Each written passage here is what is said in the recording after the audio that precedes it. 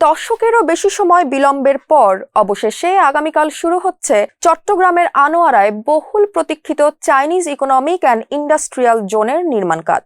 কর্তৃপক্ষ আশা করছে এ প্রকল্প প্রায় $500 মিলিয়ন প্রত্যক্ষ বিদেশি বিনিয়োগ আনবে এবং 1 লাখেরও বেশি প্রত্যক্ষ ও পরোক্ষ কর্মসংস্থান সৃষ্টি করবে।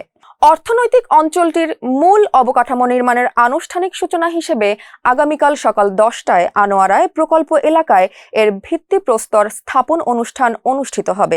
অনুষ্ঠানে অর্থমন্ত্রী আমির খসরু মাহমুদ চৌধুরী, স্বরাষ্ট্রমন্ত্রী সালাউদ্দিন আহমেদ, বাংলাদেশের নিযুক্ত চীনের রাষ্ট্রদূত ইয়াও ওয়েন ও বাংলাদেশ অর্থনৈতিক অঞ্চল কর্তৃপক্ষের নির্বাহী চেয়ারম্যান আশিক চৌধুরীর উপস্থিত থাকার কথা রয়েছে। সরকার টু সরকার উদ্যোগের আওতায় প্রায় 800 একর জমির ওপর এই প্রকল্পটি বাস্তবায়ন করা হচ্ছে। এটি চীনের সাথে অর্থনৈতিক সহযোগিতা আরও নিবিড় করার পাশাপাশি দেশের রপ্তানিমুখী উৎপাদন ভিত্তি সম্প্রসারণে বাংলাদেশের অন্যতম ফ্ল্যাগশিপ উদ্যোগ হিসেবে বিবেচিত। প্রকল্পটি 2031 সালের 31 ডিসেম্বরের মধ্যে শেষ হবে বলে আশা করা হচ্ছে।